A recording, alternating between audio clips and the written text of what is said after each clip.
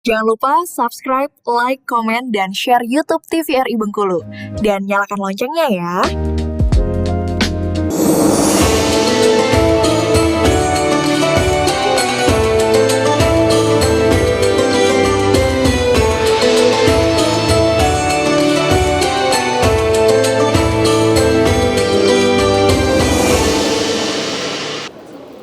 Baik, kembali pemirsa di Meteora Kalbu TVRI Bengkulu, dan kita masih membahas tentang tema kita yang menarik tentunya untuk hari ini, yaitu menghindari sifat munafik. Dengan narasumber kita ada Bapak Al-Ustadz Zulfahmi Siregar dan juga ibu-ibu dari Majelis Taklim An-Nabah tentunya ya. Masih semangat ibu-ibu? Masih. Oke, kalau masih kita dengar dulu semangatnya lagi ya. Meteora Kalbu TVRI Bengkulu. Bersihkan diri, sejukkan hati. Luar biasa, walaupun sedikit ngantuk ya, nggak apa-apa ya. Oke, nah masih dengan tema kita menghindari sifat munafik. Boleh silakan dengan pertanyaannya. Ada yang mau bertanya lagi, kami persilakan untuk ibu-ibu dari Majelis Taklim An-Nabah. Terima kasih Pak Ustadz. Saya Salma dari Majelis Taklim An-Nabah. Yang ingin saya tanyakan begini Pak Ustadz. Yang namanya menghindari munafik itu memang mungkin tidak terlintas, tidak terlihat oleh mata, bahwa tidak terlintas oleh hati kita atau mungkin perbuatan kita bahwa itu munafik. Jadi untuk sifat jujur itu memang sangat sulit mungkin untuk diterapkan, sehingga walaupun kita sudah berusaha untuk beribadah, tapi ada saja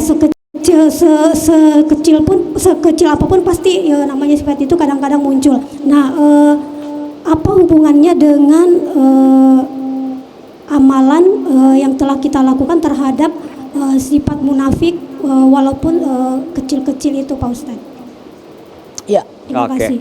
Baik, terima kasih Ibu atas pertanyaannya. Nah, ini berarti mungkin pertanyaan tentang amalan apa gitu Pak Ustadz ya, yang berhubungan dengan yang namanya kemunculan dari sifat-sifat munafik ini sendiri. Silakan Pak Ustadz. Baik, Ibu Salma ya, Ibu Salma. Ya Bu, jadi dampaknya ya terhadap amalan kita. Allah Subhanahu wa Ta'ala itu sejatinya adalah pemaaf, pengampun, pengasih dan penyayang. Jadi kalau ibu tadi misalkan kata ibu tadi tak ada niatan, tahu-taunya sudah terbuat bahwa itu adalah perilaku atau sifat munafik. Ya, sifat munafik. Nah, ibu beristighfar saja. Alladzina idza fa'alu fahishatan aw zalamu anfusahum dzakarullaha fastaghfaru lidzunubihim. Jadi seandainya ibu misalkan itu terlanjur tapi tidak ada keinginan sengaja, tahu-taunya itu adalah sudah bagian daripada sifat munafik. Ya. Tapi tidak sengaja. Beda halnya yang saya sampaikan di awal tadi, ada orang pada zaman Rasulullah, dia memang dari hati, memang dia benar-benar menolak kebenaran itu. Ya. Dan dia dalam hatinya memang itu tidak diterima, hati tidak menerima kebenaran-kebenaran, bahkan tuntunan-tuntunan Islam tidak diterima oleh hatinya. Tapi zohirnya dia seolah-olahnya dia mengikuti menjalankan tuntunan syariat. Nah, beda halnya itu Bu, itu munafiknya jelas-jelas nyata munafiknya orang itu. Jadi ketika misalkan ibu tadi tidak ada unjuk sengaja, dampaknya untuk amal kita kalau kita bertaubat, mentaubati itu, insya Allah Allah maafkan. Allah maafkan. Dan amal-amal kita yang sudah pun masih diterima oleh Allah Subhanahu Wa Taala. Kecuali ibu tadi misalkan sengaja misalkan berbohong, sengaja menipu, sengaja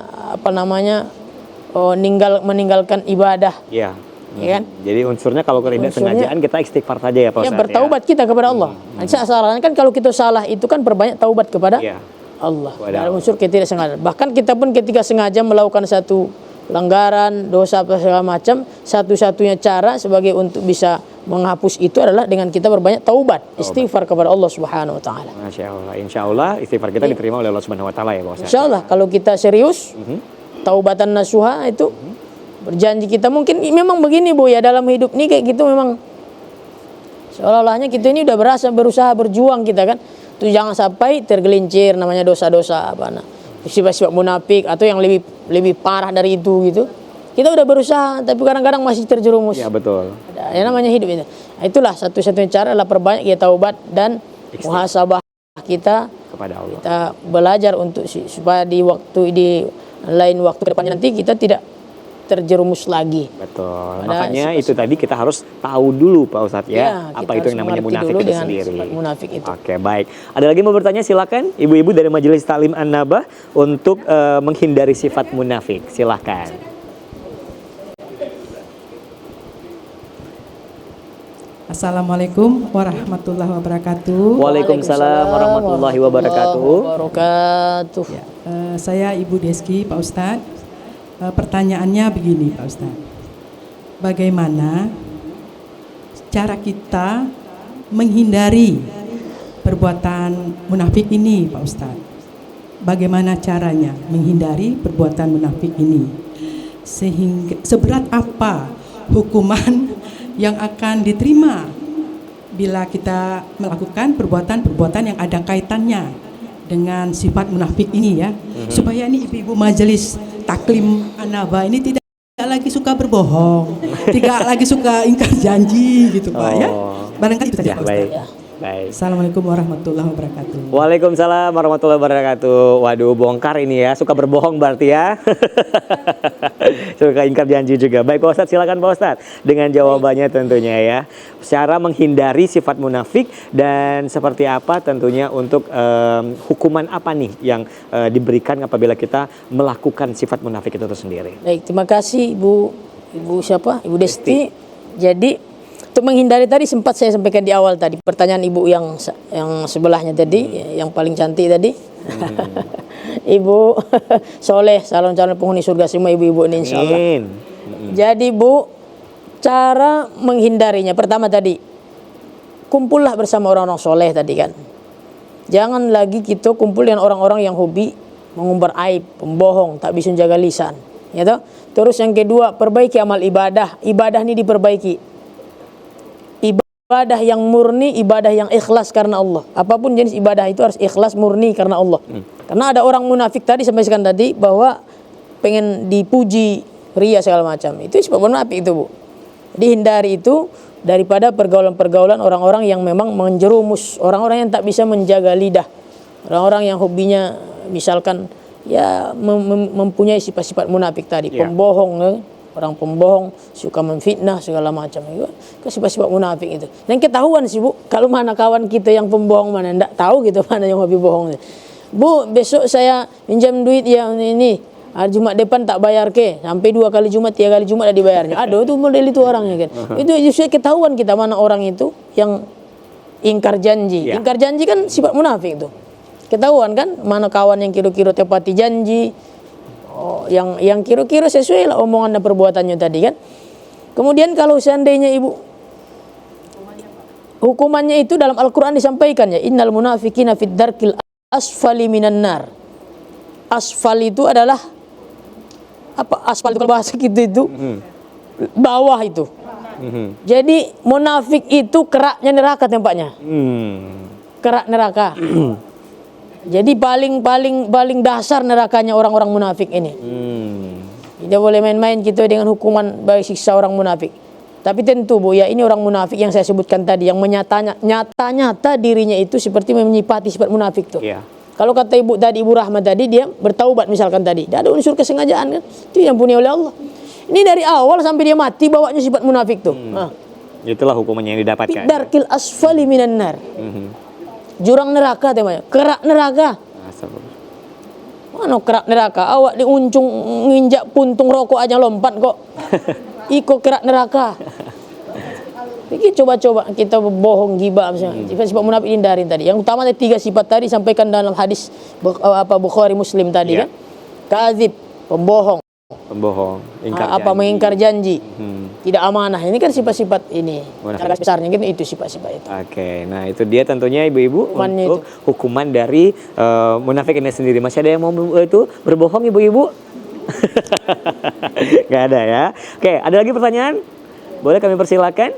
Belum ada? Oke, dipersiapkan dulu pertanyaannya. Mungkin ini ada satu pertanyaan nih Pak Ustadz mengenai munafik ini sendiri tentunya ya. Untuk munafik ini sendiri kan merupakan salah satu penyakit hati nih. Nah, caranya kita ini bisa sembuh atau tidak? Karena kita tahunya penyakit ini kan keinginan kita tuh ingin sembuh Pak Ustadz. Nah, seperti itu. Nah, sekarang pertanyaannya bisa sembuh atau tidak nih penyakit hati khususnya munafik ini sendiri? Ya. Tadi sempat saya sampaikan bahwa kalau menghindari sifat-sifat munafik itu, yang paling ampuh itu adalah perbaiki diri, perbaiki cara amal kita, baik amal zohir, amal batin. Itulah satu-satunya cara. Yang paling ampuh itu. Amal zohir, amal batin itu diperbaiki. Kita bisa terhindar daripada sifat-sifat munafik ini. Ya, kalau umpamanya kita misalkan masih jauh dari ibadah kepada Allah, tidak mungkin bisa langganan gitu ini, langganan sifat-sifat itu.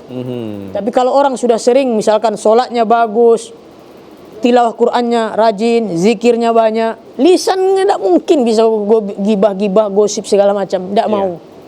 Tapi orang hobi zikir, tilawah Qur'an, ini jauh dari tilawah Qur'an, jauh dari gosip, amal-amal zuhirnya tidak ada amal-amalannya, ya kan? Terus begitu pula berkumpul pula dengan orang-orang yang Soleh, yang tak baik gitu kan. Selalu itu kawannya, coba berkumpul di mana aja majelis taklim hadir. Ibu-ibu ya, ibu-ibu kan senang majelis taklim, ya. pahala ibu lebih banyak.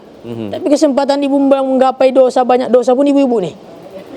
Mana tempat Karena sering berkumpul ya. sering berkumpul. Iya. Ini yang sering nih, jadi ibu-ibu memang ditakdirkan ibu-ibu ini begitu. Baik, tapi pahala ibu-ibu lebih banyak. Itu Oke, dari baik, kita bapak. mau jadikan dulu Pak Ustadz dan kita lanjutkan kembali tentunya. Baik pemirsa tetap bersama kami di Mutiara Kolbu TVRI.